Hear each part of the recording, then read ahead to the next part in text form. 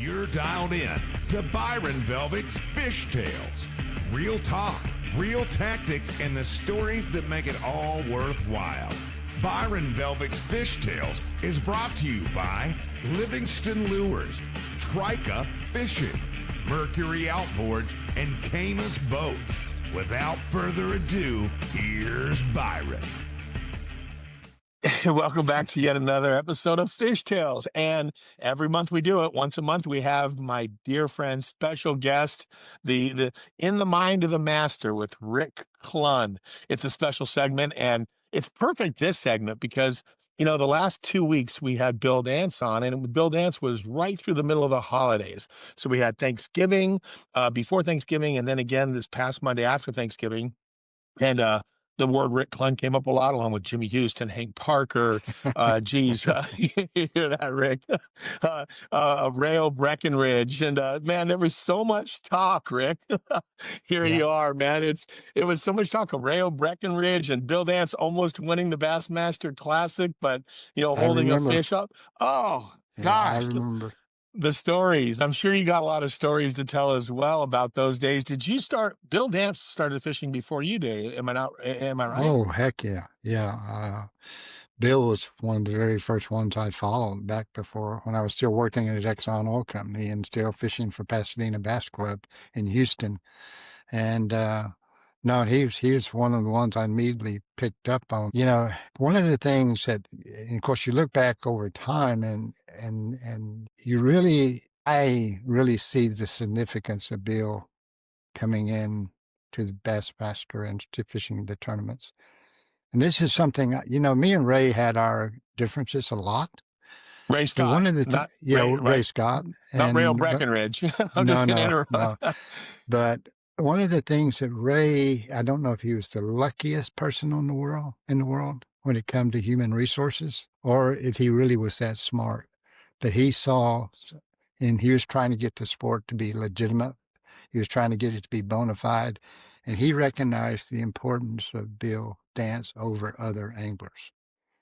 Because one thing back then, I remember when I started in 1974, we weren't fishermen, weren't bona fide. When you told somebody you were making your living fishing, they thought you owned a shrimp boat or something, and which would have been a lot more lucrative at that time. But it was still, there was an image, and Bill really helped start to change that image. Before Bill, and this is again a little discriminatory, is most fishermen chewed tobacco, didn't have all their teeth, rest really didn't look professional, I guess is the best word to look.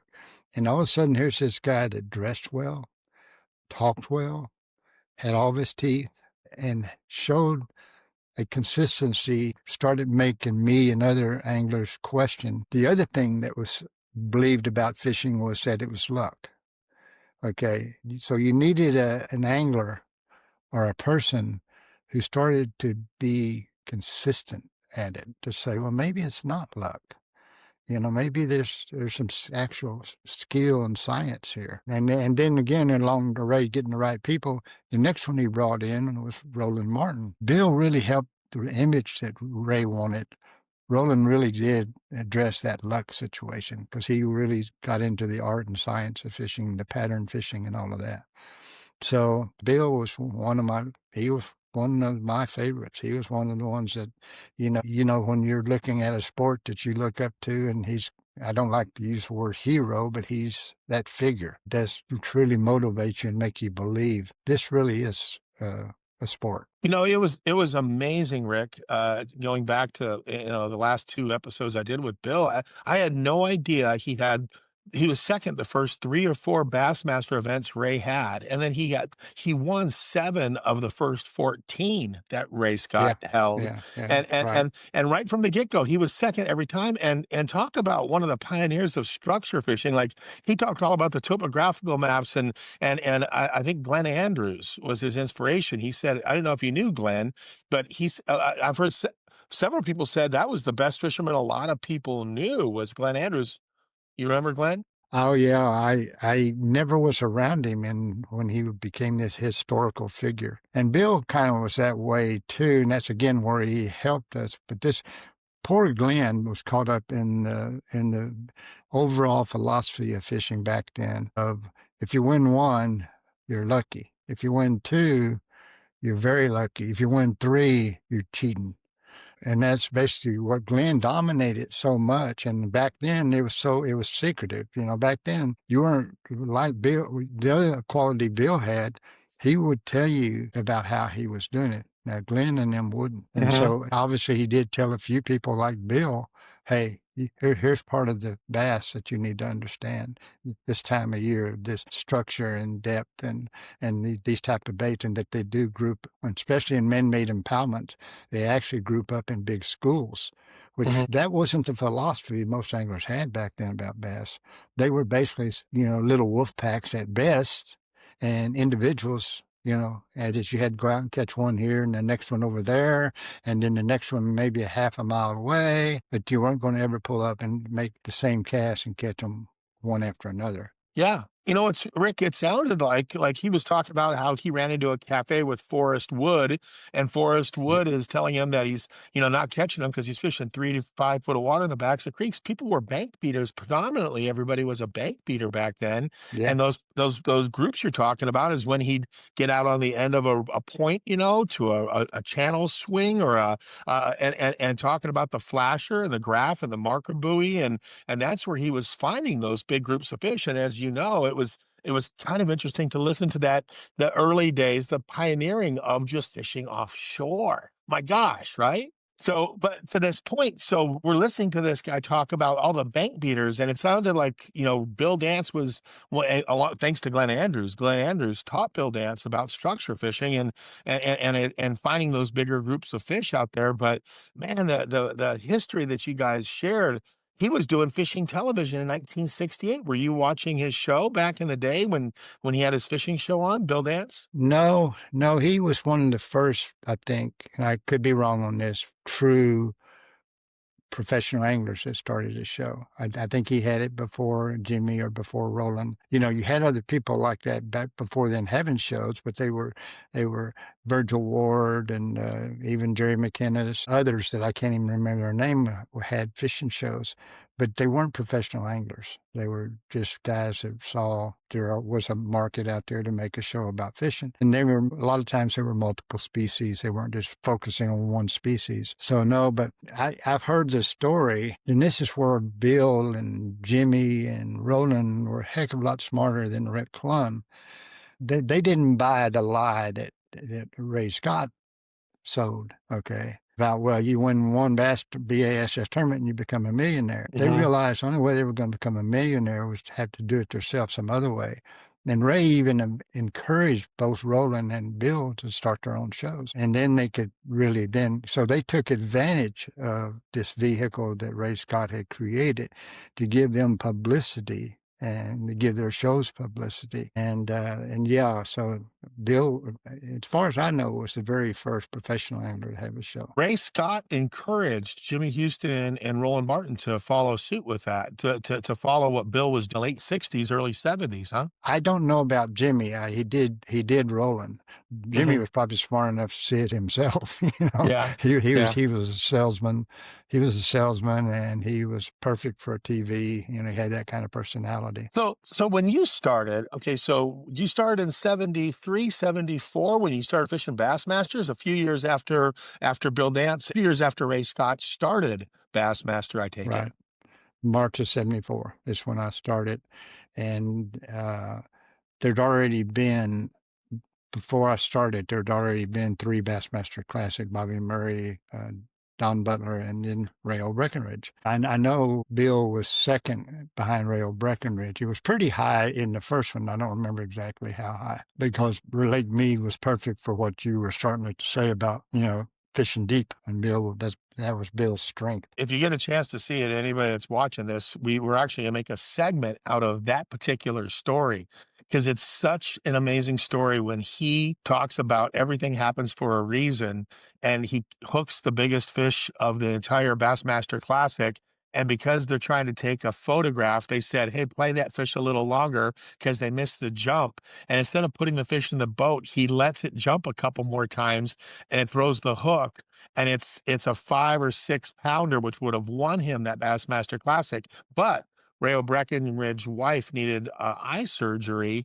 And it was an emotional, probably the single most emotional Right. segment of the show with Bill Dance was, even when we talked about it this many years later, you could tell it's like, well, that was my only chance to really win the Bassmaster Classic, was that one where he had the fish on and he toyed with it, the winning fish. He toyed with it for a photo op for a camera boat. That was- that's hard. That's hard to imagine a Bassmaster Classic for that happening. And what a story when he talked about what his wife Diane said about the fallout from that. But you, when did you like? Did you make the Bassmaster Classic the first year you fished it, or did you have a tough couple years? How was your beginning with Bassmaster? Made it. I made my first one, and then I made 28 in a row. And the first one was when I fished the first year in 1974. Looking back on that, and of course the way you had to qualify back then constantly changed. At first there was times when it was points. In other words, you had to gain points, and then this is one of Ray Scott's not so clever moves.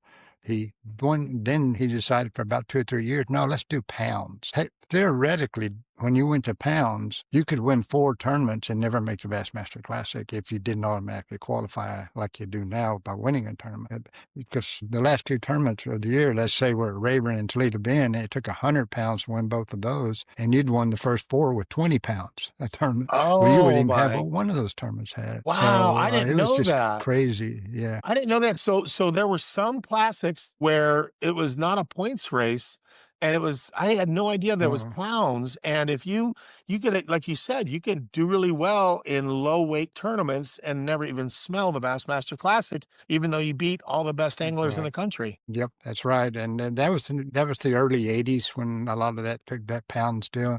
Then eventually he moved it back to points. You said 28 in a row, and I remember you could so the year you started, 74, you made the Bassmaster Classic, and then you made it every single year after that for 28 years. Did you have close calls, or did you kind of walk into most of those? No, I had some close calls. I had one call that I remember was that we had a tournament in New York up on the St. Lawrence River, one of our very first ones, and I spun a hub on the final day of weigh-in and didn't get back to weigh-in, and I dropped out of the Classic with 1 tournament left. That tournament was at Millwood in Arkansas, and I drove straight from Thousand Islands to Arkansas to pre-practice, and pre-practice there and ended up second in that tournament and got back into Classic. So I had a few like that where they were close, but I would always, even in those, I'd figure out a way the final tournaments to get back in. When did you win your first? What was the first year that you won your first Bassmaster Classic? 1976. 1976, 1977 was the second one, and then the third one was 84, and then the last one was 1990. 76 one was still probably the most important one because I was totally broke. And I knew I did the one thing I did totally understand when I got fishing in the tournament, in the Classic, in the BASS circuit, was that there was only one event that was important, and that was the Classic. The rest of the events they were important, but a win in them wasn't going to guarantee you anything. A Classic, yeah, especially back then, if you won the Classic, you had it made as far as being a professional angler. And even though Bobby Murray won the first Classic, and I remember, I think it was after I won my second one in '77, me and Bobby were doing some promotions together. And it was this time of year, where unfortunately you see a lot of people standing on the side of the street asking for help. Homeless, I need money, and that kind of thing. Bobby Murray would always come by, though. He would give the guy some money, and he'd look at me and said, "That's an ex-Bassmaster Classic winner." Because, again, he knew, like Ray was always over-exaggerating how wealthy this was going to make you. And in fairness to Ray, I'm going to pick on him, but in fairness to Ray, it was up to you to take full advantage of it. At least he gave you the opportunity to. If you didn't take full advantage of it, then you can't blame anybody but yourself. Do you feel like in 76, 77, you were able to take full advantage of it when you won those first? Because you back to back, you must have been the hottest thing going in the mid 70s by far, because you won 2 in a row. So I imagine the floodgates were open for sponsors at that point for you. Oh yeah, no, they did. I mean, it just turned completely around sponsor wise in '76. All of a sudden, being totally broke and trying to start a guide service, and nobody was calling you because nobody knew you, and you were on a young lake, Lake Conroe, which nobody knew. You knew Toledo Bend and knew Rayburn, but nobody knew Lake Conroe. And then all of a sudden, after I won the Classic, I had companies calling me and asked me how many days I had open the next year. And I remember the very first time I said, I got 130 days open for this coming year. And they go, we'll take them all.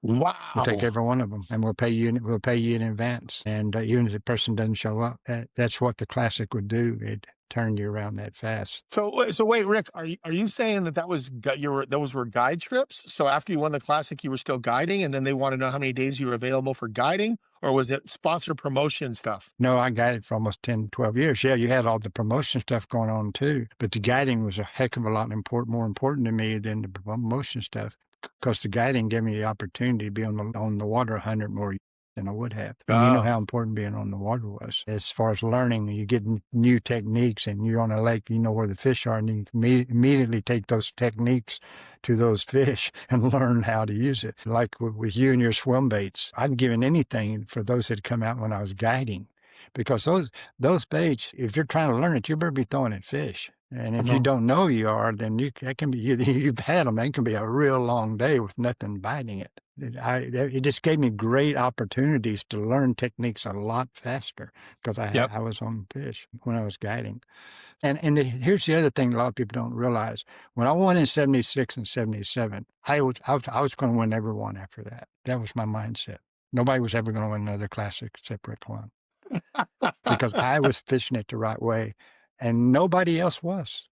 Nobody else was fishing. Everybody else was doing exactly the wrong thing to win a Bassmaster Classic. And I had figured it out, because my road to get there was just one road. I didn't get help in all the regular tournaments, okay? Everybody else, including Bill, Roland, they get as much help as they could before every single regular season event. Mm-hmm. That's the way they prepared. Bill, back when the rules allowed, and I want to emphasize, they weren't breaking any rules. Bill could fish with the best guy on the lake the day before the tournament started. And he did. I remember him staying with Ralph Giso on Rayburn. I don't know the exact number of days, but a bunch of days right up until the tournament started. And there was no better guide on Rayburn at that time than them. So that's the way they prepared for every single event. Nobody knew me. Nobody was going to help me. I had to figure it out myself. And this is where the Classic messed everybody's brain up, except mine. Because when Ray got us in the airplane, we didn't know where we were going. Right. They didn't have time to get help. And we got up there 30,000 feet and ready to go, okay, this Classic is so-and-so late. And I'll never forget the first time I looked at everybody's face when he announced it. They all had this great stress and anxiety on their face. They'd start looking at each other. Have you ever been there? Have you ever been there? I've never been there. I don't know. I mean, they were scared to death because they didn't have that. Then now they were fishing a tournament different than they'd been fishing all year, where I was fishing exactly the way you needed to fish this Classic. I learned how to find my fish faster than anybody else in a short amount of time, and I learned the patterns to do that. And so when all of a sudden we were going someplace, and even looking at Bill's face and Roland's face, they didn't know what they were going to do, because they didn't have that security blanket of help, even Glenn Andrews' type help. He could tell them, and that one event, and of course Ray changed it. Eventually, it wasn't a secret anymore. So it gave these guys a chance, even though a limited chance, of getting information ahead of the Classic. But it did change it for a while. And some other guys eventually figured it out. If they hadn't have changed it, I would have won 4 or 5 more right there in a 10-year span. When did When did every single classic they had the flyaway, like every single classic you're talking about, you were getting on a plane and like all through the 70s, that was Ray's MO for every Bassmaster Classic was to put you on a plane and announce the venue when you were on the plane flying there. Was that all through the 70s that he was doing that? Mostly the 70s, somewhere in the late 70s and 80s, he changed it because he was getting so much. He wanted more fans to be able to show up. Okay, if you're announcing it the day before you get there to the world, they can't plan to bring their family and go to the Bassmaster Classic. So he knew he had to change it, and rightfully so. Plus the media was on him constantly. We can't commit a media person if you don't tell us where we're going. And he wouldn't tell the media. He'd just tell you the dates, and then fortunately, some of them would commit just to Bob Cobb and the dates. But no, he had to change it, even though it was a neat way of doing it in those mid-70s. I think the next one at Toho was a secret, too. I'm just trying to think. Ross Barnett, the third one that I should have won, and that would, because I was first, second, third, and fourth. You in the Bassmaster Classic, you were first, second, third, and fourth? Yeah, in those 70s. And then, of course, I was second again behind when George Cochran. I was in the top 10 a lot, even after they started announcing it. And then in 1984, they announced it, and I won at both the 1984 Classic at Pine Bluff and then the 1990 at the James River. So I could do it the other way, but then the other guys got better, because now they knew where we were going. Interesting. But what's crazy is, to your point, you were fishing in the moment. So basically, like you always talk about, you didn't have any help. You're on a plane flying to a lake. You're confident you're just going to get out there, get in a boat, and go find the fish, which was completely foreign to the guys on the plane that you were seeing the looks on their face, like a poker player, which I know you love playing poker. You're looking at these guys knowing that they're scared to death just by the looks on their faces because they've lost their support system. They've lost their whole MO of networking good information to find fish. That was all taken away from them. What a fascinating story. And no wonder you thought you were going to win, because you were the most talented in the moment angler on the tour at that time, probably. Well, and I knew the number one pattern, because all those tournaments were in the fall of the year until 1984. And of course, that was in the summer. But the fall of the year, that my patterns were so lock solid. And other people didn't, even though it was obvious, because the previous classics before me, the 3 or 4 before my wins, were all won on that exact same pattern. And it surprised me that so few people were studying that pattern before. A few were, but they didn't really understand it. And in fact, when Bill finally decided to quit tournament fishing, I'm on it. And this is another reason I didn't like. Oh, right now?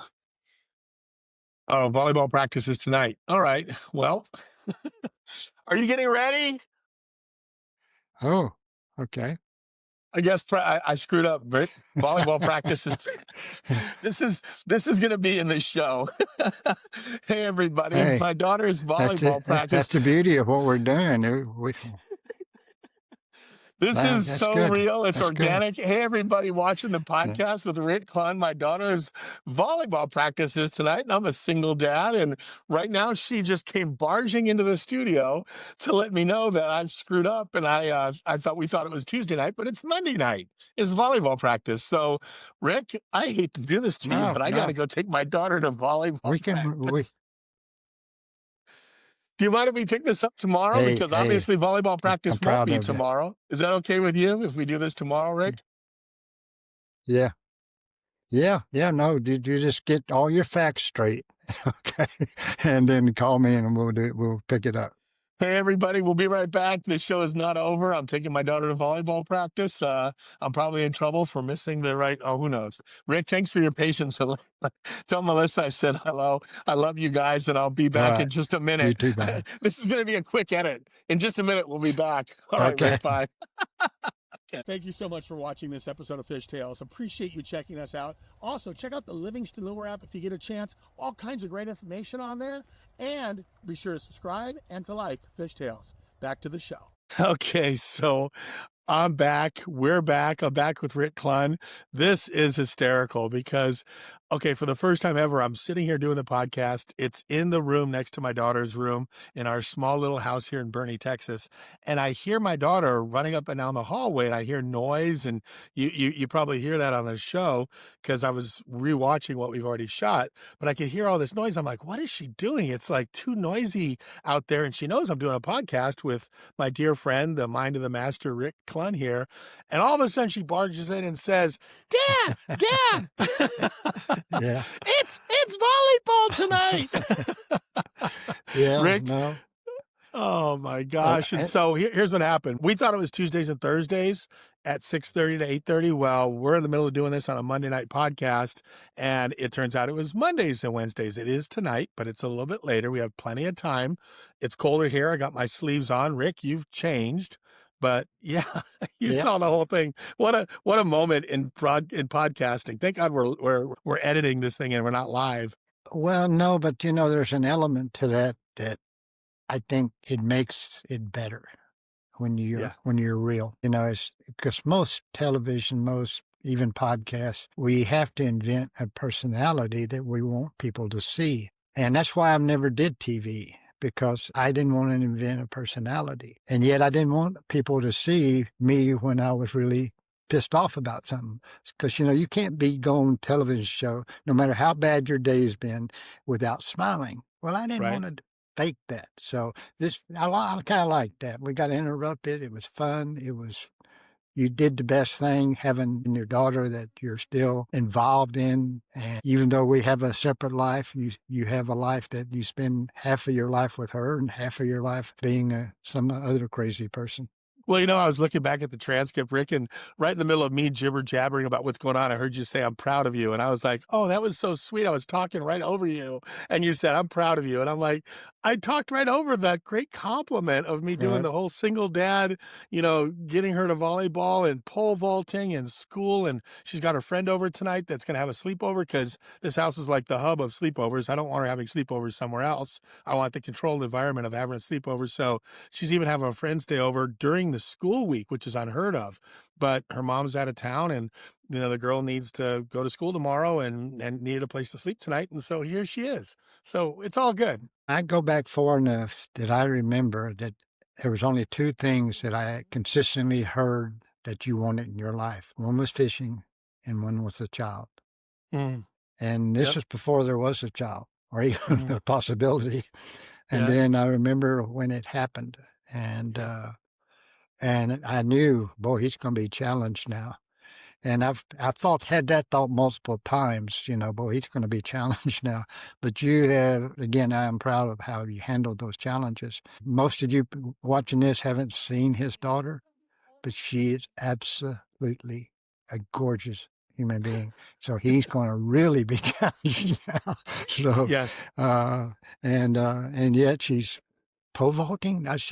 I look at her, and that's the one thing I can't visualize, is this beautiful girl running as fast as she can down the track to where you got to stick the pole. And I did that until I broke my ankle in high school.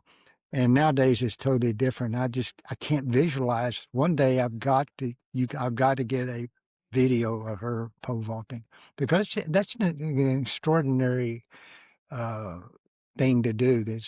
When you just run, you run. But pole vaulting takes a whole different thing. You got to understand physics and angles and propulsion and all that, and it's amazing. Yeah, and she's been doing it since fifth grade, Rick, and even her coaches are like, she's fearless. Like, she attacks the box with the pole, because she's been doing it since fifth grade, and she's a freshman in high school now.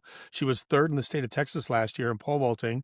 She already broke the high school record at her last school. As a seventh, eighth grader, she was breaking the girls' high school record. She loves it. I will send you a video of her doing it. I did it in high school as well. Oh, like you? I didn't know that. I did, but I hurt my ankle. I destroyed all my tendons. Yeah.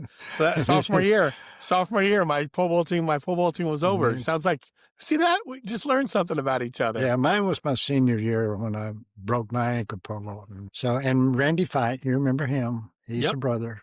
Yep. He has a high school record for pole vaulting, and he was really, really good. He knew how to do it. I didn't. So it's kind of neat to hear this from you. I didn't know your brother Randy fight pole vaulted, and I really didn't know you did it either. Most of the time when we were around each other, 75% of our life, we didn't talk about much but fishing. So, And poker.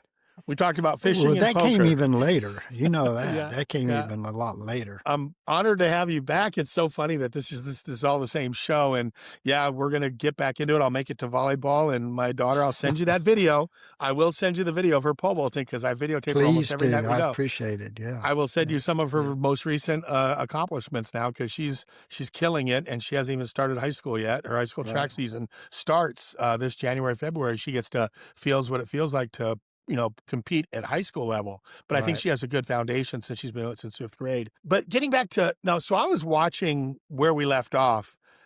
And the coolest thing, which I did not know, Rick, was that you had a distinct advantage in the 70s because you were fishing. The Bassmaster Classic was the only tournament that was a surprise tournament. Ray Scott stuck you guys on a plane. He flies you guys out. The Jimmy Houstons, Bill Dances, Roland Martins, everybody else have no network of information. And here is why you got, I was on the phone since this little break we had. I'm on the phone with my friends. I'm like, do you know Rick Clunn got first, second, third, and fourth in the Bassmaster Classic in that order, or maybe not that order, but you were crushing Bassmaster Classics in the 70s when it was fish in the moment kind of thing. Yeah, I had a huge advantage because that I fished all year the way you had to fish the Classic, and I was the only one that I'm aware of that did that. Everybody else did it, what you know, and you were witnessed in your career. Get as much information as you can. And like I said, these guys were getting information a lot. And the Jimmy Houstons and the Bill Dance and the Roland Martins, but they were doing it within the rules. I want to emphasize that. Now, the rules kept changing. And as the rules changed, it really hurt some of these anglers more than others. And when Bill got out of bass fishing, and again, I mentioned it, I think, but I always blamed it on Ray Scott. Bill would come to weigh in, and as it progressed and as the sport evolved, they were taking away the way Bill prepared for tournaments, okay? And finally, he decided to retire, and it broke my heart.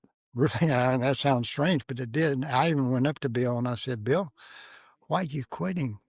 He said, I cannot compete against you guys. And that's when I really started to analyze what he was saying. Yeah, his method of fishing tournaments had been taken away from him due to the rule changes. And the new guys were coming up, and the new guys were doing it under the current rules. And so they had to mold themselves into the current angler to survive, that needed to be there to survive. And I was doing that early on. And again, right now, we're seeing a version of that take place. That way that I made my career for 50 years doesn't exist anymore. Dude, if you're in the electronic age and the forward-facing, that's a different creature. I can beat those guys one day, but I can't beat them multiple days because they're going to do it every day. Where the old style of fishing, you were hoping to get a big string one day and then a decent string to hold on 2 other days. And then back then it was a 3-day event. Nowadays it's a 4-day. But nowadays, it's, where I was, I guess if I had to pick, my group were basically winning tournaments with high pound teens and get to 17, 18, 19 pounds. And occasionally we'd bust a 25-pound string. But then the next day we might have 14, okay? And then but you'd win doing that. You could win with those high teens and then occasionally, in the 20s. Nowadays, you can't win. You can't even be in the top 50 if you're not in the 20s every day in most events. You can't even be in the top 50. So that happened to Bill Dance. His way of fishing had been taken away from him. And that's why he made the move to, hey, I better go. And Ray was just giving him a hard time. Every time he'd weigh in, and he'd have a bad tournament, Ray would I wanted to go up and kick Ray between the legs, okay? Because he would just ride Bill terribly. He said, Bill, I wouldn't even come up here with that lousy of a catch. You're embarrassing me, Bill. You got to be embarrassing your whole family. He'd be saying stuff like that. Gosh. But Ray was, Bill was one of his key people to make him. And he chose, and he knew what was going on. He knew as well as I did, and as well as Bill did what was going on. His method, his style of fishing had basically disappeared in the big picture. Wow. That's amazing. And you know, I think about what you're saying, Rick, and it's prophetic because you were a mentor of mine. The audience doesn't know this, but you met me at the US Open when I was a kid, and you know, having some unfortunate draws and being the only guy that could win the tournament, but being pulled off my water because of a guy wanting to try to make a check. And I remember you said you need to come back east. I went back east because of you. You know, you encouraged me to go fish the national tour by mentoring me. But I remember, Rick, when I first went out there, I heard about the Roland Martin team of guys that would fish during the off limits and still be able to get the information to the guy. And I knew I was fishing like you're talking about. I was this green kid from the West Coast, and I'm fishing against these teams, if you will. Like the superstars had guys that were practicing for them, and the best guides on the lake. You know, there's famously David Fritz had a standing deal that, you know, if back then you'd win a boat and money, and all he cared about was the points and the money. So if he won a boat, he would give it to the guide that helped him at the tournament. I mean, give him the boat. So, you know, of course you're going to have the best guy on the lake, because if David Fritz wins the tournament, he gives you the boat that he wins because he doesn't need another boat, you know, and all of these other dangling carrots that the Roland Martins and the David Fritzes and the Guido Hibdens and I remember coming to you as a kid in my mid to late 20s, right after I made the commitment to fish the national tour in my late 20s, and kind of bemoaning to you that, how do we beat this? And you kept telling me, just fish in the moment, you know, if things change, you know, all that stuff they're doing. And what's interesting now, Rick, is that when we just had Laker Howell on the show, you know, a while ago. Laker Howell podcast, if you haven't seen it, it's amazing to watch. But Laker figured out he was over practicing. He had the worst season of his life early on, Laker did, because he was practicing too much and he was trying to get too much information. And now, like Skeet and like Jacob Wheeler and like Laker Howell, Laker talked about Jacob Wheeler, these kids now, the best kids out there, they really are doing what you were doing. They're fishing in the moment. They do a lot more fishing in the moment. They go out and they find the fish during the tournament instead of having the best practices, which turn out to a lot of times be the worst tournament. And that was the only thing that could save you or help you. And back then, I think it overwhelmed me that I just knew that these pros were getting all this great information and nobody was helping me.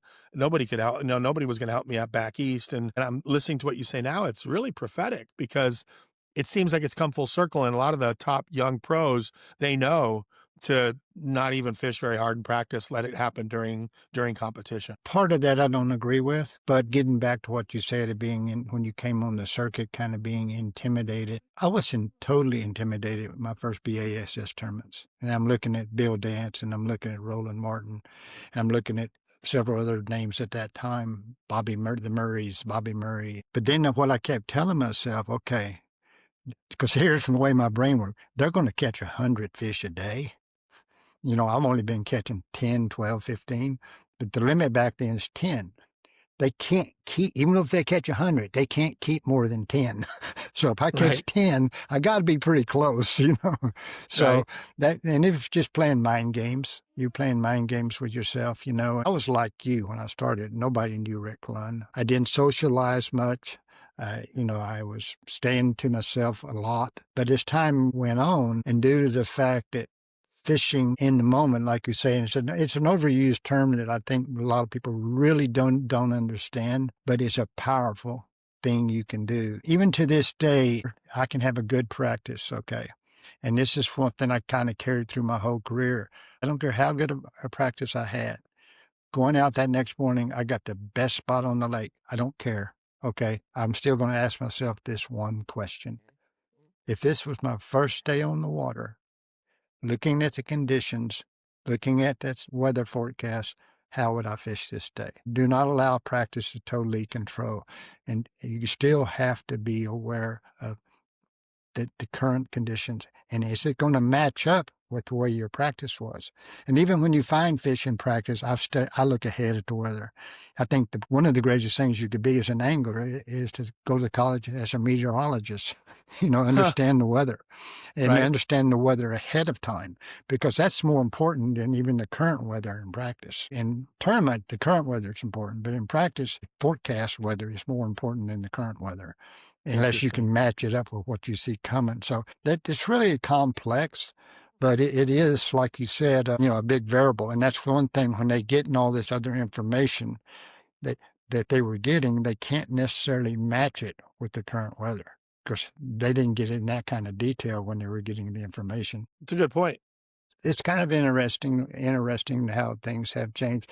But one thing that Dakota Eberry, he's a young angler from Texas, he made a statement at a tournament at BASS Elite Tournament this year that floored me because I'd never thought about it. And he said, becoming more versatile has cost me a lot of tournaments. Wow. Oh. And when he said that, I went, wow, he is exactly right. And all he was saying is, I wasn't always fishing my strengths because I was trying to be more versatile.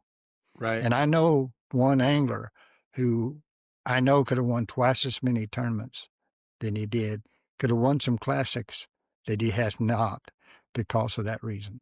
And me and him used to constantly talk about becoming more versatile. We'd analyze what are the winning techniques, okay, back then. And if we're weak at one of them, we got to become stronger at one of them. We got to at least be strong at these winning techniques. But then if you were mixing in the West Coast techniques like Don Ivino's techniques with the East Coast techniques, they work now, but they didn't work back then if you were going to win. I'm going to guess that was Gary Klein. The one Am I I'm wrong? talking about, yes. Yeah, when you just described that person that you should have done more and versatile, I was going to guess that you were talking about Gary Klein because I remember knowing you as well as I remember you told me coming out from the West, he was a much more versatile angler than most guys because of his pedigree as a West Coast angler first. Well, he became more versatile, and Gary Klein came out from the West with one technique. He wasn't versatile when I first saw him. He came out with the D. Thomas technique. And of all the flippers I've been around, Denny Breyer, Tommy Biffle, he was by far the best I'd ever seen. Gary Klein was? Oh yeah, by far. Wow. And yet he wanted to become more versatile. He wanted to learn how to throw crankbaits. We spent time in water. He wanted me to teach him crankbaits. I picked up that long handle rod for crankbait fishing, watching him flip. And then one day we were crankbait fishing. He didn't reach down and grab the little 6.5 foot short pistol grip rod to tie a crank. He reached down and grabbed his flipping stick. Right. And I went, whoa. He could cast further than I could with less effort.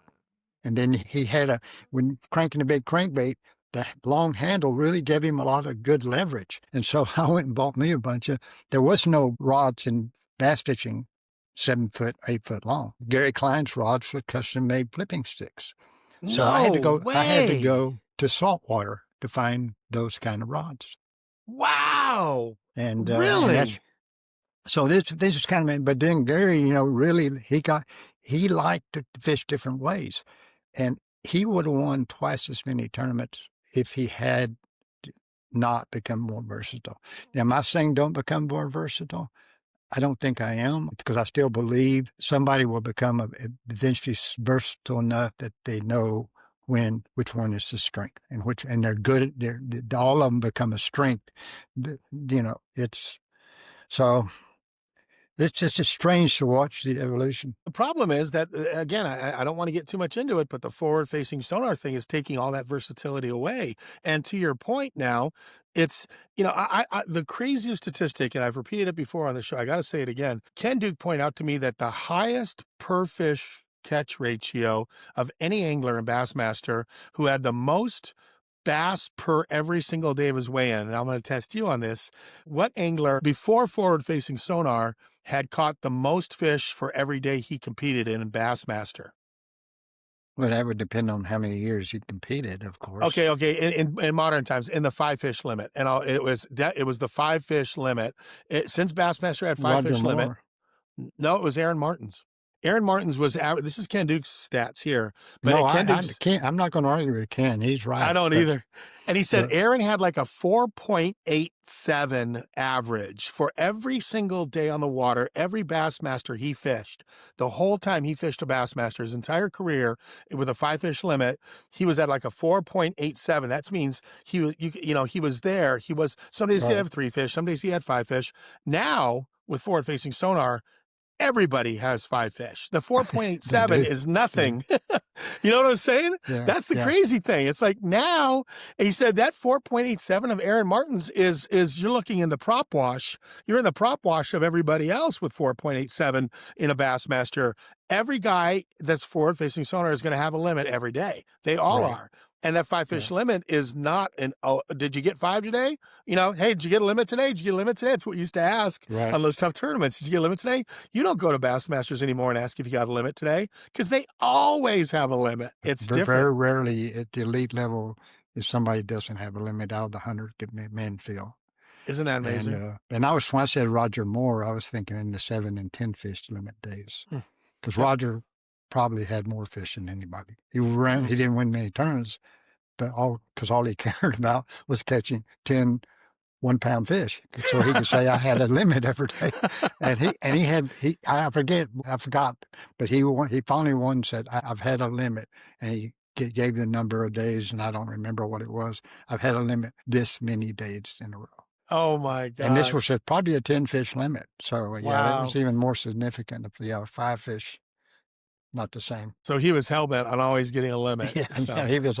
Oh yeah, he was. So Ray Scott, and when Ray Scott was somebody that you talk about him, you loved him, but you saw that he was a showman, right? I mean, basically Ray Scott, what he did for the sport was he built Bassmaster, obviously, but for him he was the king of what would make great television with Bob Cobb more than almost anything else. And that was what was important to him, wouldn't you say? That was the most important thing to him.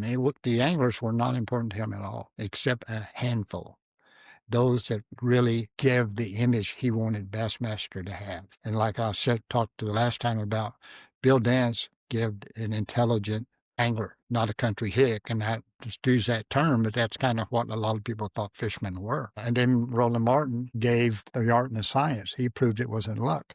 Because for the longest time, I know you probably don't know this, but you are a poker player. The Internal Revenue Service decided how to tax sports. Here's the parameter they use. If it takes skill, it's a sport. If it takes luck to win, it's gambling. Guess where fishing got stuck? Oh, in no. the luck side, in the gambling side. And so we were taxed higher because of gambling. You remember when that Hold'em poker player took it to court, and he said Hold'em poker took skill, and he won.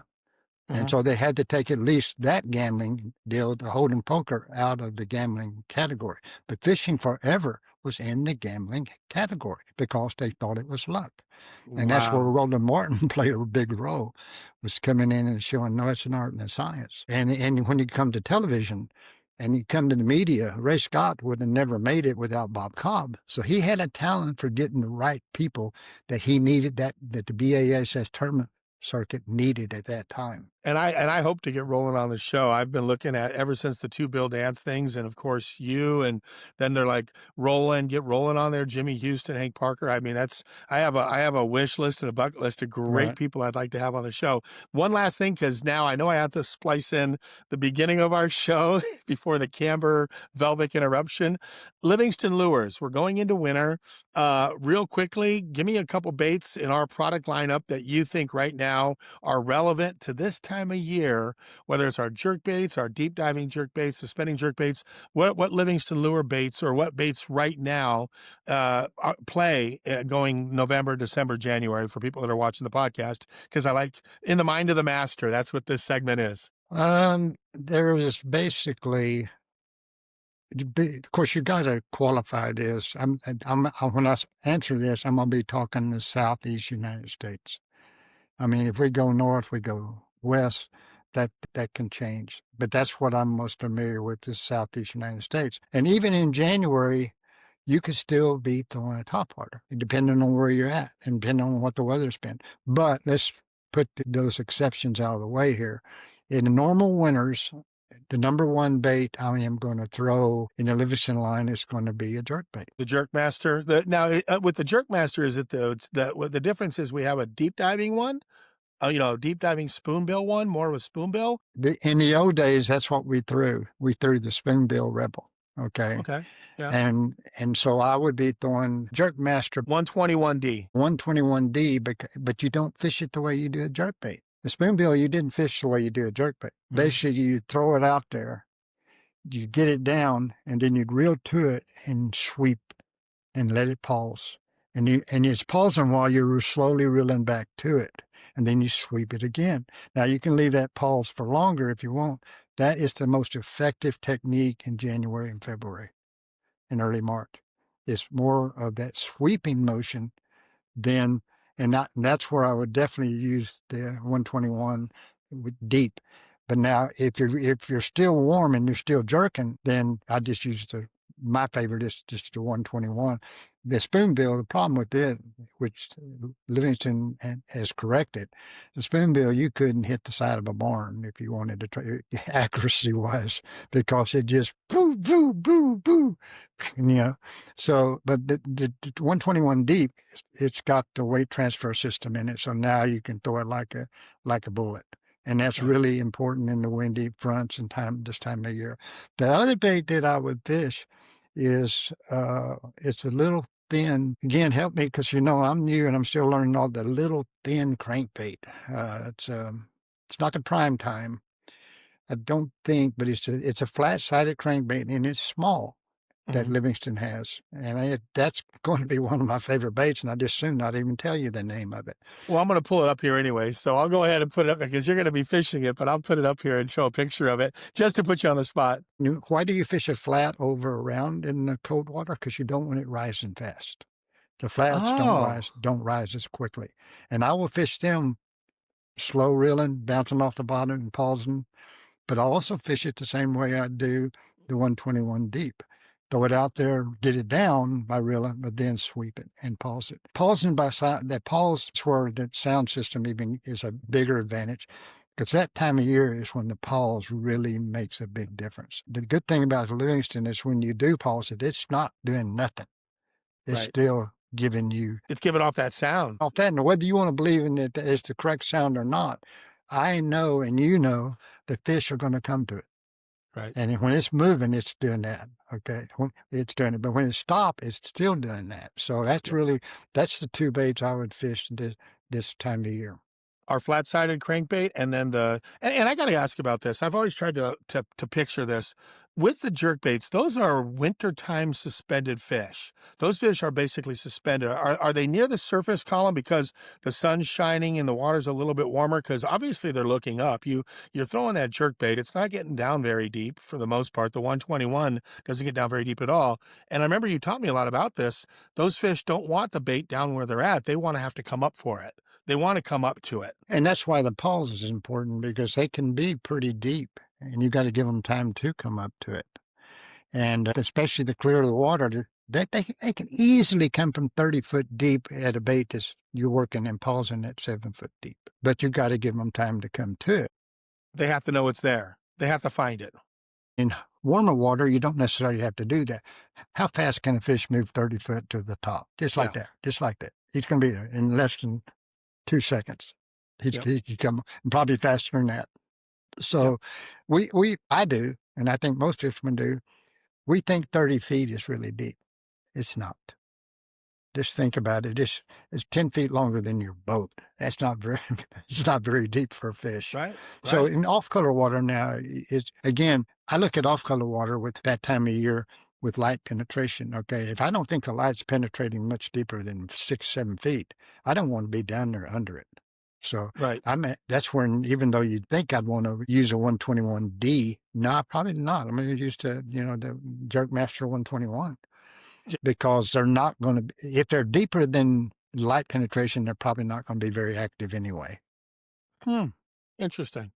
I always wondered about that, because that jerkbait phenomenon is something that I was learning about when I came back east. I was like, my gosh, these fish must be suspended out there, and they must be looking up, but they're kind of warming themselves. They're elevated off the bottom, or maybe they're not right on the bottom, and they're coming up to this bait. They want something that's subsurface, maybe 3, 4, 5, 6, 7 feet down, and they got to be coming up to get it. And the only thing I can relate to that was at Amistad, when I was catching those swim bait fish, and when I put them in the live well, they'd turn upside down, which means they didn't even have time for their bladders to adjust. When you put them in the live well, it looks like you you were throwing a spoon or a jig in 40 foot That's of true. water. Yeah. They came shooting up. They grab my swim bait. They try to Yeah. go back down. I say no. I reel them in. I put them on my live well. Gary Klein, of all people, was in line with me. He goes, how deep did you catch those fish? Because my whole bag at Amistad was all upside down.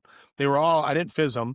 You know, I had them all upside Right. down. And he's like, my God, how deep were you fishing? And I'm laughing to myself because it was the power of the swim bait just hovering over them, you know, in maybe 8, 10, 12 foot of water, 30, 40 feet down. They just come shooting up to get it. And then I just jack their bladder by reeling them straight in. And that's so true, even at St. Lawrence River with smallmouth. Even when I'm burning a spinnerbait on top, Mm-hmm. I have to fizz some of those fish. Wow. Why? Because of exactly what you just said.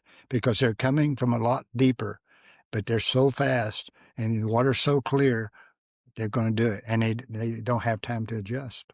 Isn't that? I'm going to leave this segment with that because we're running into it. It's 30 minutes, but in the mind of the master, this is exactly why we do the show, Rick. Because like that's the aha moment that I'm so glad everybody gets to see is that, you know, you're throwing something shallow, top water, or burning a spinnerbait like you like to do, or my swim baits, you know, 4, 5, 6, 7 feet under the surface, and these fish come up out of deep water, and you can tell their bladders didn't even adjust for it. You don't know that till you put them in a live well, because if you let them go, you would have never known how deep that fish came from. It's when it's in the live well, you're like, my gosh, how deep did that fish come from? Yeah, you know what I'm saying? This is amazing. Oh my gosh. Well, I'm going to put these two shows together. I appreciate you coming back on after the Camber volleyball interruption. As a matter of fact, right now it's Wednesday night. We're going back to volleyball, Rick. So Good. And I'm going to take off the fishing hat, put on the dad hat. Well, send me a video too. Of her pole vaulting? Yep. I will. I'll see if I can talk to my editor. Maybe I can actually put it on the show. But I think with YouTube, they say that if you, I'm learning from my editor that anything involves, even if it's your own daughter, this is crazy. Even if it's your own daughter, putting pictures of her on our show or anything else, it's like goes through a whole different thing with YouTube because it's a minor child on YouTube. Oh, really? Yeah, isn't that crazy? So even though it's my daughter and I have her and my permission to do this, throwing a picture, I'm going to check with Ken Duke on this, but my editor guy is real nervous about posting pictures of I would anything. be too. I would be too if I was dad. Yeah, well, I'm a dad, so Yeah, I want to put the video of her pole vaulting, but you know, maybe it's just for you. So yeah, it's probably best. Yeah. Everybody, thank you so much for joining Rick and I. Great stories, Rick. Hey, every month we're doing this in the Mind of the Master with Rick Clunn. Never, ever, ever disappoints. If you want to check out right now's the time, Livingston jerk baits and the flat side bait that we're both going to find out the name about. I'm going to have to go look at them because I can tell you, I don't think I've ever thrown a flat sided crankbait. At least I haven't as long as I can remember. So maybe the old balsa ones, but I keep on going. The show's over. Rick, thank you so much. Tell Melissa I said hi. Sorry to keep her from paving her road out there. You said she's out there grading the road. So she's out there working on the ranch and I'm doing volleyball. And I want to thank all of you for joining us on another episode of Fish Tales in the Mind of the Master with Rick Clunn. We're done. Fish Tales has been brought to you by Livingston Lures. Learn more at livingstonlures.com. Fish Tales is also supported by these fine sponsors: Trica Fishing, Mercury Outboards, and Canis Boats.